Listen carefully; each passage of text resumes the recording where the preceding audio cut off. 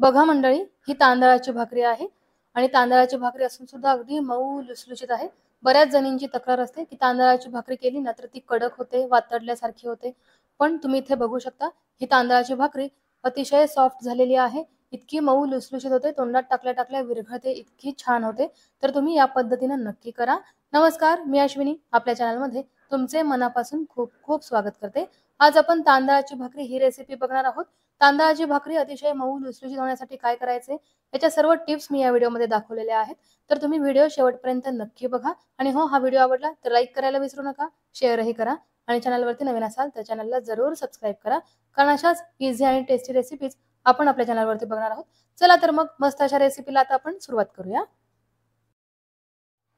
तांदळाची भाकरी करायची आहे तर सर्वात आधी आपल्याला तांदळाच्या पिठाची उकड काढायची आहे। यासाठी मी भांड्यामध्ये 1 वाटी भरून पाणी टाकलेलं आहे। आता याच्यामध्ये थोडंसं मीठही टाकूया, कारण अळणी भाकरी चांगली लागत नाही, त्यामुळे थोडंसं मीठ टाकलेलं आहे। पाण्याला उकळी आल्यानंतर आपण ज्या वाटीने पाणी घेतलं होतं त्याच वाटीने मी 1 वाटी पीठ याच्यामध्ये टाकते आहे। आता हे पीठ आपण पाण्यामध्ये चांगलं मिक्स करून घेऊया। गरम पाण्यामध्ये हे पीठ वाफवून घ्यायचं आणि नंतर त्याची भाकरी करायची। मग बघा, तांदळाची भाकरी अगदी मऊ लुसलुशीत होते। तांदळाचं पीठ पाण्यामध्ये टाकल्यानंतर गॅस बंद करायचा आहे आणि पीठ चांगलं मिक्स करून घ्यायचं आहे पाण्यामध्ये। पीठ चांगलं मिक्स करायचं आणि त्यानंतर आपण याच्यावरती झाकण ठेवायचं आहे। झाकण ठेवून या पिठाला एक दणदणीत वाफ आपण येऊ द्यायची आहे आणि नंतरच हे पीठ मळायला घ्यायचं आहे। तांदळाचं पीठ आता मी चांगलं मिक्स केलेलं आहे। आता मी याच्यावरती झाकण ठेवणार आहे। अगदी 1 मिनिटभरच झाकण ठेवायचं आहे, जास्त वेळ ठेवायचं नाही। 1 मिनिटानंतर आपण हे पीठ मळायला घेऊया। 1 मिनिट झालेला आहे। आता मी परातीमध्ये हे पीठ काढून घेते। थोडंसं कोमट पाणीही मी बाजूला घेतलेलं आहे। कोमट पाणी वापरून आपण हे पीठ मळून घ्यायचं आहे। तांदळाच्या पिठाच्या बघा तुम्ही अशा गुठळ्या झालेल्या आहेत, तर या आहे ना गुठळ्या आधी आपण काढून घेऊया आणि नंतर याचं पीठ मळून घेऊया। या पिठाच्या गुठळ्या काढण्यासाठी मी एक फुलपात्र घेतलेलं आहे।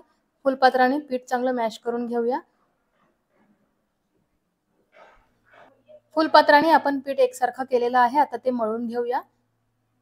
कोमट पाणी हाताला लावणार आहे मी आणि पीठ मळत जाणार आहे। पाणी हाताला लावत लावतच पीठ मळायचं आहे, पाणी एकदम टाकायचं नाहीये, कारण आपण उकड काढताना पाणी टाकलेलं आहे पिठामध्ये, त्यामुळे ना एकदम पाणी टाकायचं नाही। आणि पीठ हे कोमट असतानाच आपल्याला मळून घ्यायचं आहे। थंड झाल्यानंतर वेळ लागतो मळायला, त्याच्यामुळे आपण कोमट असतानाच हे पीठ मळून घ्यायचं आहे। 2 ते 3 मिनिटे पाणी लावत हे पीठ मी अगदी मऊ असं मळून घेतलेलं आहे। इतकं छान मऊ पीठ मळल्यानंतर आपली भाकरी मऊ लुसलुशीत का होणार नाही सांगा बरं। बघा, मी पीठ अगदी मऊ मळून घेतलेलं आहे। आता मी याचे उंडे करून घेणार आहे आणि पीठ मळून झाल्यानंतर लगेचच आपण याची भाकरी करू शकतो। याला झाकून वगैरे ठेवायचं नाहीये, नाहीतर हे पीठ कोरडं पडतं।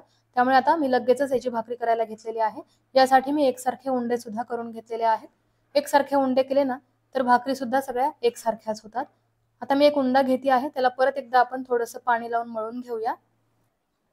जास्त नाही, अगदी पाण्याचा 1 हात आपण लावलेला आहे, कारण तांदळाचं पीठ आहे ना हे लगेचच कोरडं पडतं। तरी आपण लगेचच याची भाकरी करायला घेतलेली आहे।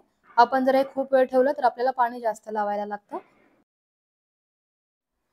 तांदळाच्या पिठाची उकड काढल्यानंतर तुम्ही जर बऱ्याच वेळाने भाकरी करणार असाल तर त्या पिठाला आहे ना ओल्या कपड्याने झाकून ठेवायचं, म्हणजे पीठ हे कोरडं पडत नाही। आता उंडा बघा, मी अगदी मऊ असा परत करून घेतला, त्याला गोल आकारही दिलेला आहे। आता तांदळाचं पीठ आपण परातीमध्ये खाली टाकूया आणि या उंड्याची भाकरी थापून घेऊया। खाली पीठ टाकलेलं आहे, वरती उंडा ठेवलेला आहे। 1 हात मी कडेला ठेवलेला आहे आणि दुसऱ्या हाताने भाकरी थापून घेते आहे। अगदी हलक्या हलक्या हाताने आपल्याला भाकरी थापायची आहे। अजिबात जास्तीचा दाब आणि जोर द्यायचा नाहीये। खूप हलका हात आपण ठेवायचा आहे, म्हणजे भाकरी ही अगदी एकसारखी होते आणि ती चिरतही नाही, तुटतही नाही। तुम्ही बघू शकता, मी अगदी हलक्या हाताने ही भाकरी थापते आहे। आणि तांदळाचं पीठ हे थोडं चिकटही असतं, म्हणून हाताला पीठ लावायचं मध्ये मध्ये आणि भाकरी थापत जायची। आणि तुम्ही बघू शकता, एकसारखी भाकरी मी थापलेली आहे। अगदी पातळ अशी भाकरी मी थापलेली आहे। बरेच जण तांदळाच्या भाकरी मऊ राहाव्यात म्हणून त्या जाडसर करतात, पण मी अगदी पातळ अशा भाकरी करणार आहे, तरी सुद्धा त्या मऊ राहणार आहेत। तुम्ही बघू शकता, पातळ अशी भाकरी एकसारखी थापून झालेली आहे। आता आपण ती तव्यावरती टाकून घेऊया। पिठाची बाजू आपण वरती करायची आहे। तवा मी आधीच गरम करायला ठेवलेला होता, त्यावरती आपण ही भाकरी टाकूया। आता मी याला पाणी लावून घेते आहे। अगदी एकसारखं पाणी लावायचं आहे आपल्याला आणि हे पाणी थोडंसं सुकलं की आपण लगेचच भाकरी पलटी करायची आहे। खूप वेळ अशीच ठेवायची नाही, नाहीतर भाकरीला चिरा पडतात। पाणी लावल्यानंतर ते थोडंसं सुकल्यासारखं दिसलं की लगेचच भाकरी पलटी करायची आणि जी पलटी केलेली बाजू आहे ती संपूर्ण भाजायची, पूर्णपणे भाजायची आपण आणि नंतरच ही भाकरी उलटी करायची। भाकरीची खालची बाजू चांगली भाजून घेते आहे मी। आता भाजून झालेली आहे। आता आपण भाकरी पलटी करूया आणि तुम्ही बघू शकता भाकरी अगदी टम्म फुगलेली आहे। अगदी सुरेख अशी ही भाकरी झालेली आहे।